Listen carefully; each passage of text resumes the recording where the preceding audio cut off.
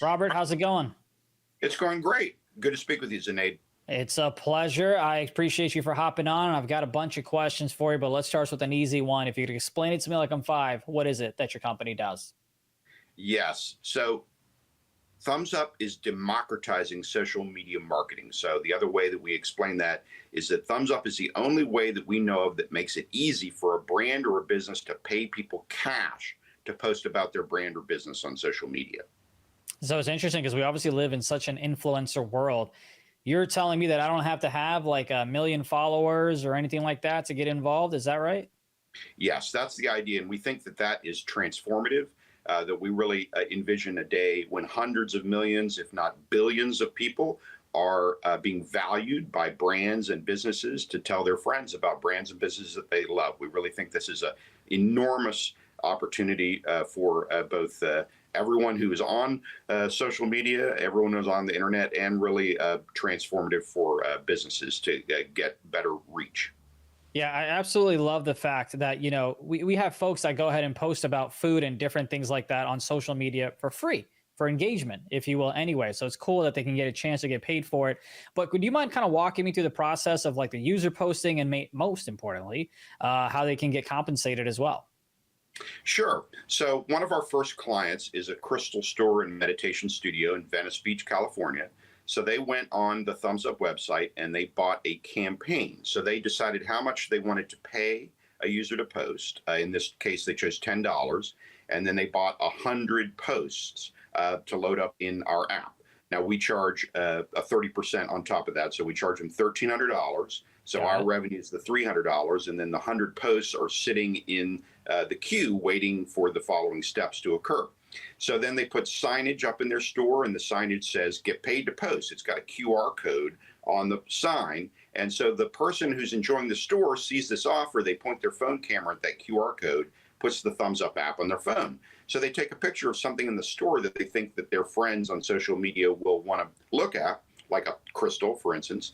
And that picture goes out on their personal Instagram to their friends. And then the store uses the Thumzup dashboard where they can see the post. They see that it represents their brand well, and they approve it for payment. And then the Thumzup user can cash out their approved balance at any time on PayPal and Venmo. Very, very, very simple. We think that's incredibly scalable. We think we can do that over and over and over all around the world. Well, so speaking of doing it over and over again, I believe you surpassed 100 advertisers. So congratulations on that milestone. How have you managed to do that? But I guess most importantly, how are you going to scale up from 100 to whatever your next milestone is that you're looking to achieve?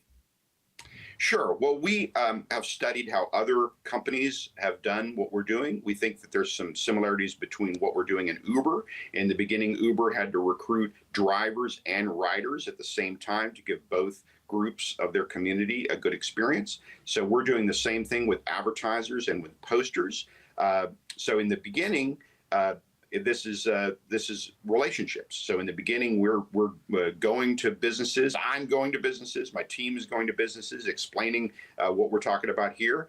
And then also, even in our small scale, we're already seeing some evidence of the flywheel and the network effect, that we have happy customers that are telling other businesses about Thumzup, and those businesses are coming and signing up. And then we have users that are actually going door to door simply because they're excited about Thumzup and telling other local businesses, you should be on this platform. So we're already seeing evidence that this can grow virally, which we're very excited about. That's really cool. Now, my question is, how do you kind of track, how do advertisers know that, hey, this campaign is working, and that, hey, when John Doe posted, Jane Doe saw it and was able to come and try out our restaurant? Is there some way to kind of track that mechanism, or is there anything in the pipeline to be able to track it? Like, how does the advertiser know that, hey, this campaign paid off? Sure. Well, we already have evidence like the following. So the crystal store that I mentioned, they measured their revenues for the 5 months after they started using Thumzup compared to the 5 months before, and their revenues grew 40%.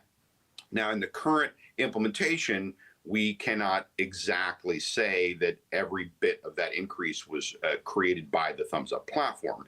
So we, at the moment, we have anecdotal stories like this. So we have another advertiser that says that that the campaign paid for itself within the first 2 weeks, and that small business owner knew because he was asking the new customers where they came from. But in the future, we are a sophisticated ad tech company, and in the future, we will implement something that the industry calls attribution, which will allow people to do exactly what you're talking about and know that this purchase came from this post. But we think we can build a pretty big business on the branding value proposition before we get into that aspect of digital advertising. You mentioned Instagram. Are there any other social media apps that they can go ahead and post on and get paid? So whether that's Twitter, whether that's TikTok, Facebook, MySpace, for some reason people still have that, or is it just Instagram at the moment? At this time, it's just Instagram, but our vision is to be agnostic to social media platforms. We really think that that there's an opportunity for our community to get paid on many different platforms, but it does take time to implement those technology aspects and to test them and make sure that they're stable, and that's on our product roadmap to do that. Yes. Yeah. Now, obviously, it takes money to go ahead and make money, and I'm sure you may have competitors in this space as well. What do you kind of feel like gives Thumzup the advantage to where folks like me, the common man and woman, wants to go ahead and say, hey, you know what? This is an app I want to use to go ahead and earn easy money, because that's obviously the world that we live in now, is that instant gratification. But what advantage do you think you have when compared to your competitors? Well, at this time, we really want your listeners to hear and look for themselves that we really believe we're first mover advantage in this. So part of what I tell people is, do you believe that someone is going to democratize social media marketing and create tens of billions of dollars, similar to how Uber and Airbnb democratize their industries? If you do, then look at Thumzup, because Thumzup is the first mover in this. So the closest thing that kind of looks like a competitor is there are marketplaces out there where you can hire a professional influencer. But we really think that when people look at what Thumzup's doing, they'll see that we're really not similar to that. This is much, much, much more scalable, and we're interested in the fact that everybody's voice has value, not just people who see themselves as professional influencers. And the last part that's really fascinating about that is that people who have smaller follower counts actually have higher response rates. So without Thumzup, it's difficult for an advertiser to aggregate a lot of people with higher response rates. And the reason why the response rates are higher is because you trust your friend, your college roommate, or your next door neighbor, or your cousin. You trust people that you know more than you trust someone who's a professional influencer. Absolutely. And that's really what we're specialized in, is growing that community and connecting them to brands and businesses that want to pay them to post about their brand or business. Yeah, whenever someone asks me like, hey, I'm coming to town, what do you recommend, or this or that, I'm always hesitant, because it's like, I don't want to recommend something that they may not like. So I agree 100% that a recommendation from a friend, a family, or someone you know very well holds a lot more weight than an influencer who has millions of followers that you kind of know they're getting incentivized a lot more without even trying the product themselves. Let's talk about AI. It's been kind of like the hot topic for the past 6 months, if you will. Chat GPT, this, that, and the other.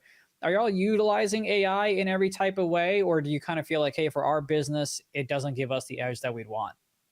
Oh, we feel very confident that as we scale the business, that you're going to see that we're going to be using those tools to give us a lot of advantage as we grow. So, for instance, one of the processes that we are looking at implementing with artificial intelligence is improving our post-approval process. So, for instance, with computer systems and with AI systems, we can at a high scale determine that that a picture doesn't actually feature the brand. For instance, that's the main reason why an advertiser would not pay for a post. So, if this is the Crystal store and someone takes a picture of a hot dog, then that needs to be not only rejected, but also the user needs to be given a courteous suggestion.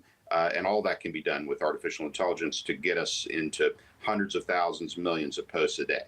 Yeah, that was my next question about fraud prevention and making sure that folks aren't just creating multiple accounts, different types of products that aren't even a part of the cuisine that they are trying to post for and advertising for. But Robert, we've had a lot of great conversations here, but I do want to kind of turn the floor over to you in case there was anything else that I missed that you want to talk to our viewers about.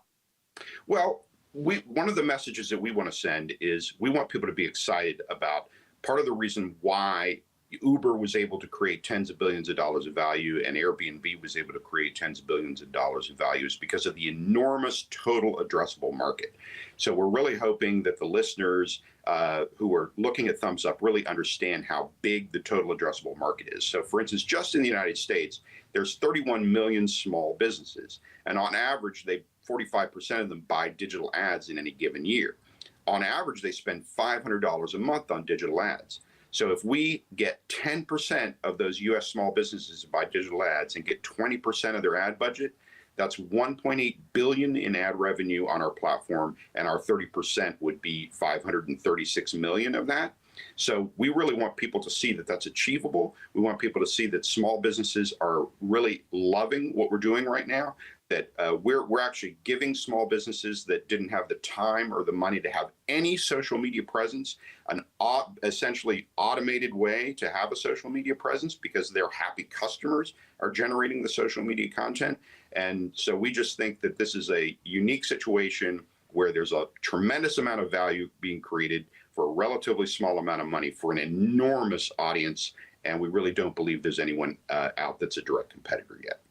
Well, I love it, and I appreciate the conversations here today. And of course, if folks listening now and later on, feel free to download the app. Again, it's Thumzup in the App Store. Ticker TZUP is the ticker as well. Robert, thank you so much for a fruitful conversation. I look forward to the next milestone y'all reach in terms of advertisers and users. Thank you for joining us here today. Thank you, Zinead.